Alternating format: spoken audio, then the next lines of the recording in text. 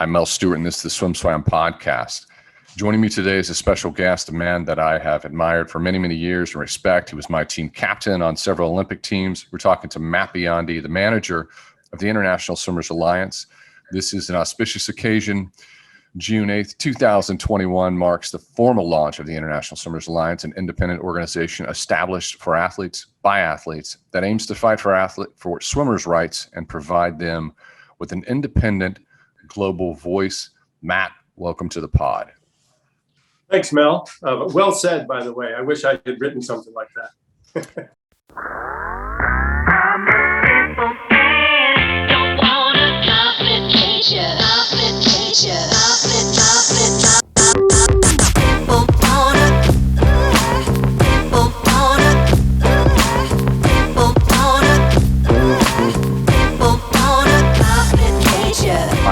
I just went from the intro talking points delivered by the minions at the International Swimmers Alliance. The minions. Yes. Many minions. many minions. Matt has, here's, I should say this, 11-time Olympic medalist. You've been an advocate for swimmers. You were on the front lines back in the 1980s. You of course indoctrinated and helped us, the younger crew, culturally, and that has built over the decades. But finally, now we're back at a point where having something that is a professional organization and association is happening. This has got to feel good. Yeah, thanks, Mel. I appreciate it. And yes, it feels great. 2 years ago, when we started this idea of getting, international swimmers together from all around the globe, not just any swimmers, but really the elite level swimmers, top 20 in their individual long course event. It seemed like a pipe dream, and I know generations previous have tried to organize, and there's been great amount of momentum, and yet it seems to just peter out.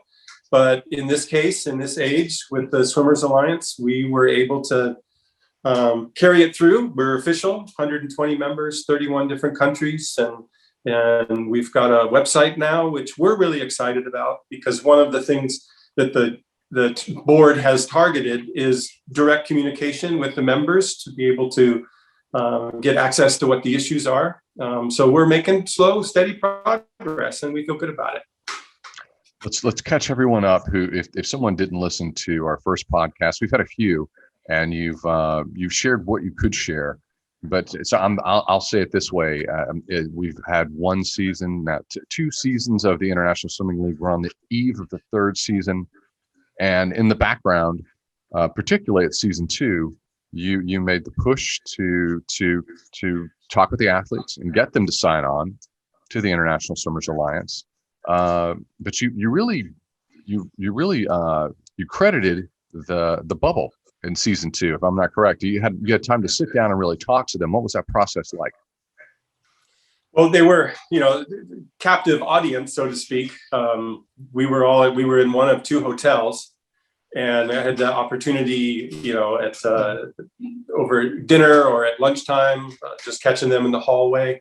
I think, as we've all experienced in this last year or so, the difference between talking to people face to face and then doing it over the computer via the World Wide Web, it's just a totally different experience. And so having the chance to interact with the top level athletes on a more informal basis, I think gave them the confidence to trust me a little bit more so than you'd get over the computer.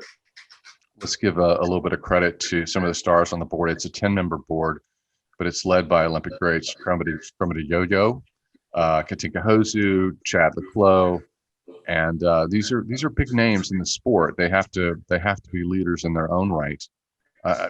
From my standpoint, and I'm not going to say what your age is, and I'm not going to say what my age is, but we had expectations in our day, and I'm wondering what their expectations are now for the Alliance at this launch, because it's a tall order, and it takes the pro associations for our traditional pro sports took 10 to 15 years to really become established.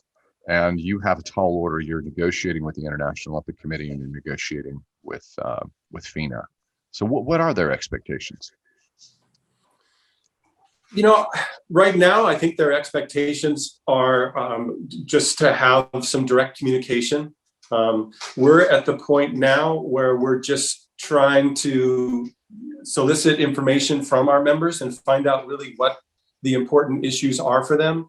Um, right now, the swimmers are so intensely focused on qualifying for their Olympic team. And then, of course, with the Olympics coming up, it's really where their minds are at. I would imagine that once the Olympics are over and we're into season 3 of ISL, again, that'll, things will step down a little bit, and we'll have the swimmers will be more interactive in the issues that are important to them.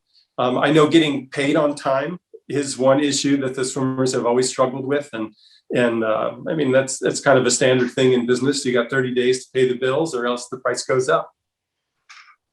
Let's say we can talk about that later in the podcast. I just want to take one moment for our listeners. If you're out there and you want to press pause, you should pop over to internationalswimmersalliance.org, internationalswimmersalliance.org.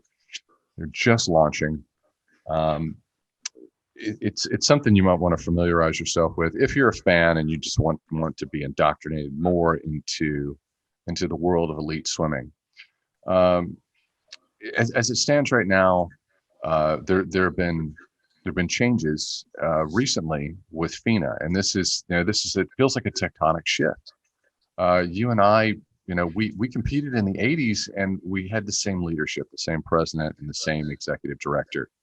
The executive directors, they were there for over 3 decades. So we now have a new president as of last Saturday. I don't want to butcher his name. I know I read his name all the time. Hussein Al Musallam.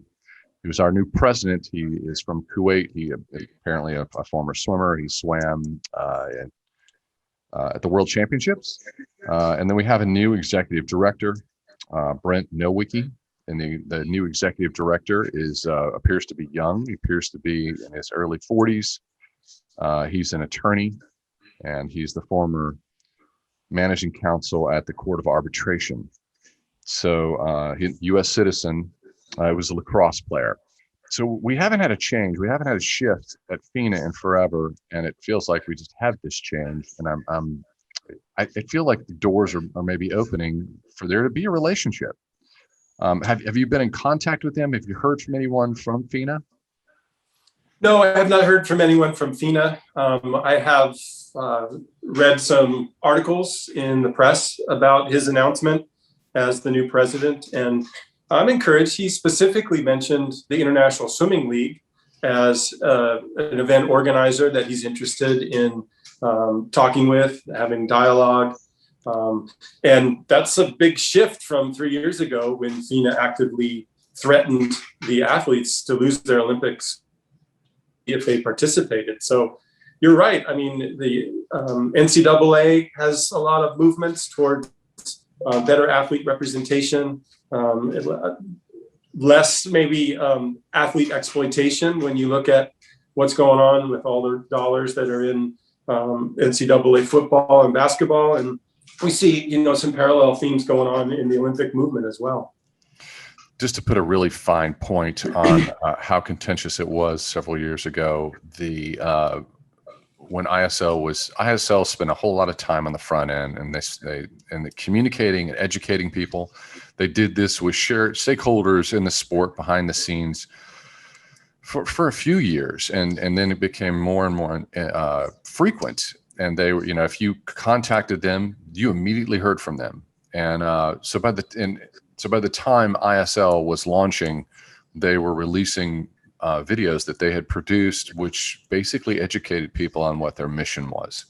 And they provided it to a lot of organizations. They provided it to us early, and we ran it. And it was removed from YouTube with a threat to push SwimSwam entirely off of the entire YouTube platform. It was very frightening because it's a channel. It's a Google company. And that was a very aggressive move. That was done by, if you ask FINA, they didn't do it, but it was someone that worked for them that did that. And that's very contentious. And then we saw this shift over time. To go from a moment like that to the new president acknowledging ISL and that is a large improvement. Swimming has remained somewhat in its archaic structure of this traditional amateurism. And, starting around the 70s is when the Olympics became big business in television, and the contracts went from hundreds of thousands to millions to tens of millions to now hundreds of millions to billions.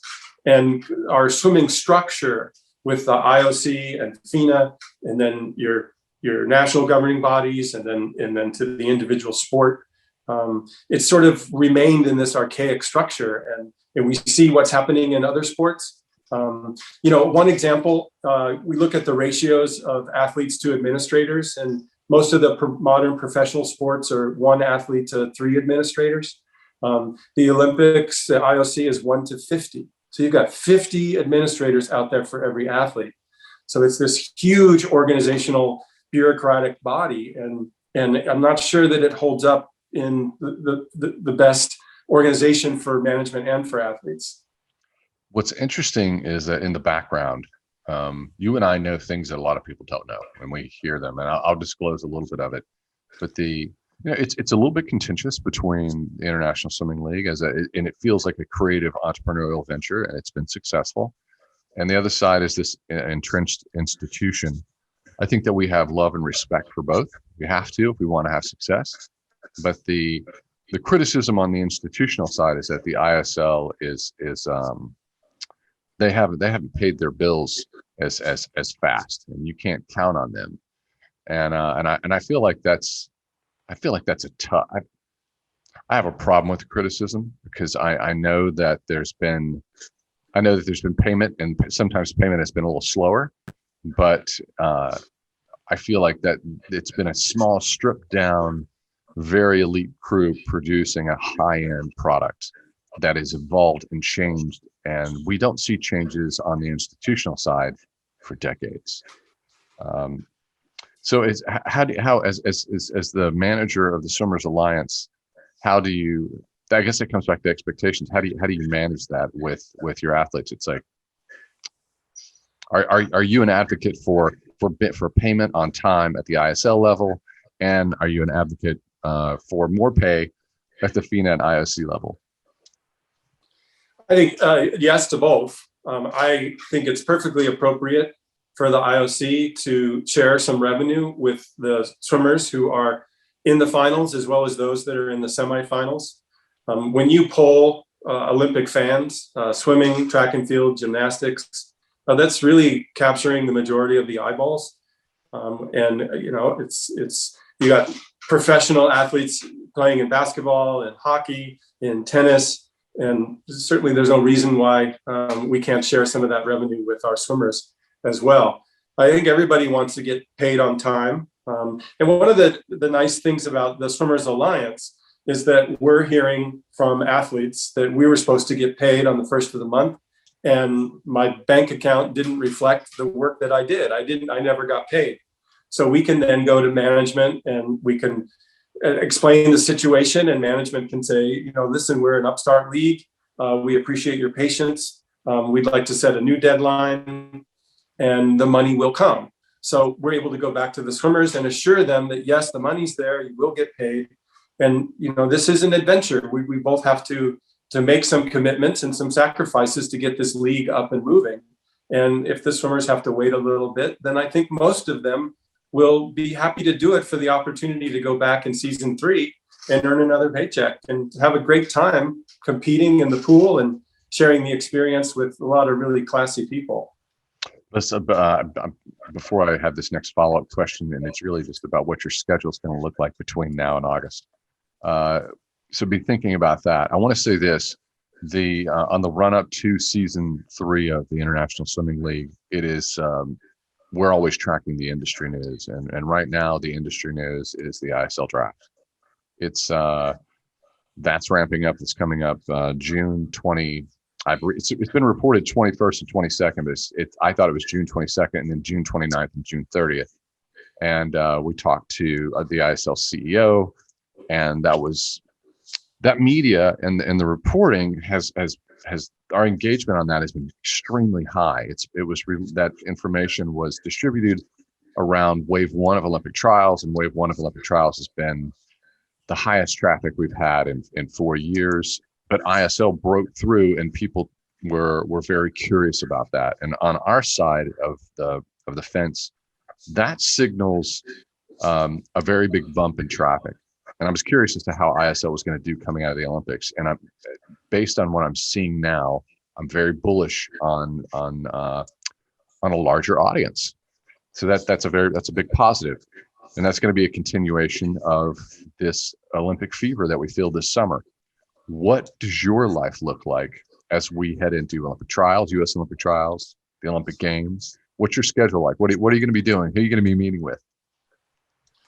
I think the extent of my meetings is going to be very similar to our meeting here today. I will not be going to the trials, and obviously there's no spectators happening at the Olympics. So I'll just be cheering them on from home, and anxious to see the show, how the swimmers represent themselves. I'll always be looking for those role models that are good spokesperson, that are great examples to youth as far as how they conduct themselves inside the pool and outside the pool. And then I hope that I'll be invited to the season 3 for ISL. I think the first match is in Naples, Italy, which is one of my favorite cities. Actually, really had a good time there. So looking forward to going back. So you're going to be doing you're doing the continuation of the Zoom world, COVID life. You're going to be Zooming with people and doing your meetings like this over this summer. I don't know about you, but it feels like when there's an Olympic trials or an Olympic Games, doors open everywhere. So if there's something that is tangential to your business or your life or what you're doing personally in your career, it seems like those meetings happen faster. And it's my hope that those meetings happen faster for you. At what point are we going to hear the report from Matt Biondi? I sat down with the stakeholders at the IOC. I sat down with the new president of FINA. I sat down with the new executive director of FINA. At what point are we going to hear that? Do we have a meeting scheduled? Is it on the books? Well, hopefully that day will come. As an analogy for us parents, this International Swimming Alliance is maybe still in diapers, just learning to stand on 2 feet. These things take time. And I think one of the things that our board has identified is that we want to go carefully, we want to go slowly, and we want to do it right so that the swimmers can be proud of what we've accomplished and that we can establish something for generations to come. So there's a great desire on our part to just move carefully and methodically, and to be as inclusive as we can. So we'll see. Maybe in a year's time, I would think it's reasonable that we would. I mean, right now with the Olympics going on, the athletes in such intense training that pretty much now we just sit back and watch. But when people get home and start settling into their new training session, that'll be the time when the dialogue will open up. What's interesting is that it feels like you're going to be focused on FINA and the IOC, but the elephant in the room could be the NC2A. That could be where most of the dialogue is.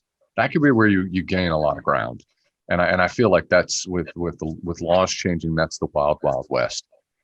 And a very powerful institution is being forced to make changes by law. And so I don't know if that's been in the back of your head, and you've been putting out feelers and building relationships on that side. The NCAA. Well, the NCAA is a good example of how the sort of the old models of amateur sports are starting to crack and to change and to modernize. We see the NCAA of all institutions starting to liberalize their financial policies about athletes and their likeness and representation. So I think it's a good sign that both event organizers and as well as athletes are starting to recognize the true potential and the benefit to change on both sides. However, the NCAA still maintains that amateur status, and I think for our purpose, we want to deal with swimmers who have graduated from college, who've used up their NCAA eligibility or plan not to participate, and that want to be a true professional. I bring it up from a personal standpoint. We see the writing on the wall. We see this changing at the NC2A level. And from your era, when you were captain of Mel Stewart and Janet Evans, we both turned pro and missed our senior years. And not really because we wanted to, because we were focused on our elite swimming. But it was, and also there was a financial incentive because the window was very, very narrow. And it's something that I wish didn't happen. And there's been an evolution of that. Like Missy Franklin did 2 years at Cal, but she probably would have wanted to do 4. Aaron Pearsall did 2 years at the University of Texas, but probably wanted to do 4. It would be our hope that we could. I think that there's going to be a possibility for athletes to participate in pro swimming and also go to school and represent their university. But well, to give you an example of how far the NCAA has come, in 1988, I had finished my swimming eligibility, so I was done swimming. Had done 4 years, but I still had 1 year of water polo left, and I had the opportunity to go make a marine video or a movie with us swimmers swimming with dolphins out in the Bahamas. So the idea was that I would have this footage when I went into schools, and I could talk about issues in the ocean and pollution and the amazing dolphins and whales are. And when I asked the NCAA for permission, they specifically said that there's no difference between swimming and water polo because both sports are competed in a pool. And at the same time, they were distinguishing between football and baseball. So it's just like these minor sports that are happening in the water were just so insignificant to the NCAA. And so I think more, certainly now, new management, and they're giving more attention to these athletes and understanding the subtleties of the sport. And there is a difference between swimming and water polo. Yes, there's a huge difference. And they need an 11-time Olympic medalist to tell them what that difference is. I was always jealous that you could play water polo and that you were on such a great team. And you got to do both. It was pretty cool. What is you've launched? This is the official launch. The website's up. InternationalSwimmersAlliance.org. What is your hope in these first 90 days? I think it's a great opportunity to open communication, and particularly with the members, and just to see what kind of sediments are out there. I mean, it's really an athlete-driven organization. So the website is going to allow us to glean that information from our athletes. What are they concerned about? What would they like us to do for them? And I see it as being a great vehicle for us to be in touch with the members and hopefully make some positive change in the direction that they want to go. Just out of curiosity, I'm in the Writers Guild of America. I have been since 1996. And so I made some money in Hollywood, sold some movies, and I was in the Writers Guild. And it was like swimming. It's like this head down underwater. It's a thing where you focus and you're alone and you're working on your craft. My representation by that union was transformative for me financially, but also in terms of protection. It's the best insurance I ever had in my life. Never had insurance that good. Does the International Swimmers Alliance, will you create policies where if I'm a journeyman pro and I sign with a swimwear company, there'll be guidelines on how to interface and create that contract with an athlete? Will you get that deep in the weeds? Actually, we're very upfront in the difference between athletes' commercial value and their sports value. So when you're mentioning, their endorsements, that's their commercial value. And we believe that belongs to the athlete. It's their business between them and the agent. What we're primarily concerned about is the sports value, their competition in the pool. And the Swimmers Alliance would hope to increase revenue as in prize money or appearance money for current events that are going on, like the World Championships or the Champion Series that FINA organizes, and to introduce payments at the Olympic level and the World Championship level. I think it's reasonable and something that we'd like to shoot for. I'm looking into the crystal ball, and it's my prediction that ultimately, as people and as the members come to trust the success that you create, that you will be in a situation where you create guidelines for athletes who are coming into the pro ranks, and in terms of how they negotiate as a service to them.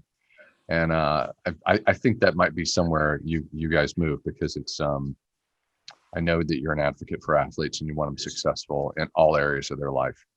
This is such a I feel like you're climbing Mount Everest, and I know you feel a sense of responsibility, but is it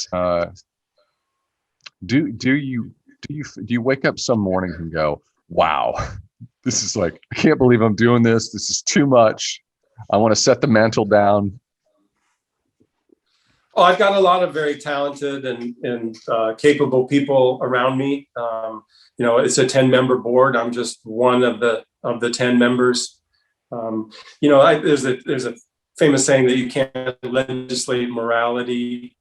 I think the Alliance would like to offer this to our members, and maybe give advice or have a resource for talking points, for some training with the media, just sort of like an advisory position. But really, the only restriction that Alliance would have is that, you're not a drug cheat. Matt, is there anything that you would like to say in closing? Because I know we're like you said, the International Swimmers Alliance is we're in the infant stage, we're in the diaper stage. Is there anything? Do you have any closing thoughts? I'm really proud of what we've been able to accomplish. I think that our organization is greatly needed in our sport. I think all you need to do is look at how other sports are governing themselves and the way that they represent their athletes and give them voice. So I see us as just sort of catching up to what's been going on, and like to stress that we're trying very hard not to make it a controversial announcement, that we're not coming out as adversaries to any organization or any idea. It's just something that is so common in business, to have a relationship between management and labor. In professional sports, you have the Players Association and their representation. And it's just a very logical and hopefully successful update of international swimming. Two things have happened as we're going to close, because I have to keep you just for another minute. With FINA's new election of their president and their executive director, they've also approved $2.4 million in prize money for this year. Interestingly, it's very close to ISL season 2's $2.58 million in prize money. I think that the elephant in the room is that would never would have happened without the International Swimming League.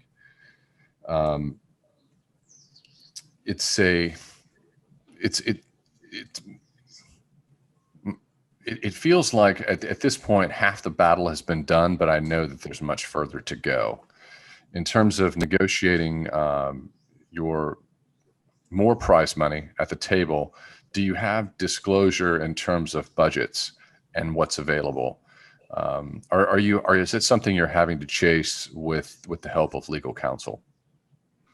I think, really an honest discussion about increasing revenue for Olympic swimmers is several years off.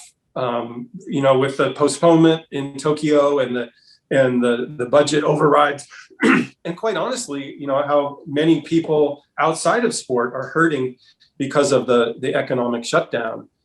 So we recognize that it's a little more sensitive time. We'll focus on some social issues. But I think realistically for Paris and for sure by Los Angeles, when the Olympics come back here, we'd like to have some progress and some dialogue on those issues. But I would anticipate nothing imminent with FINA. Certainly not this year. The schedule is already pretty full. 940 swimmers are in the draft for the International Swimming League. Actually, it's a little bit more because my understanding is there's going to be 10, 15, 20 more swimmers on there, perhaps a larger number. International Swimmers Alliance is 120. How big is this association going to be by Paris 2024? That's a good question. 120 is a good number. We feel like that was significant enough to establish ourselves as a legitimate organization. I don't know that it'll go that much higher. If anything, we're going to drop because you've got, senior swimmers who are going to go one last round to the Olympics, and then they're going to retire and move on with their life. So once they've retired, then, they will no longer be eligible in the organization. So, who knows what our membership will be, but I would see, hopefully it'll, go up and down, but probably the numbers won't get crazy big. You've been listening to the SwimSwam podcast. Stay tuned for new episodes every week. You can take SwimSwam podcast on the go by subscribing on your favorite podcast platform. Look for links in the description below, and be sure to subscribe to our YouTube channel for more videos as well.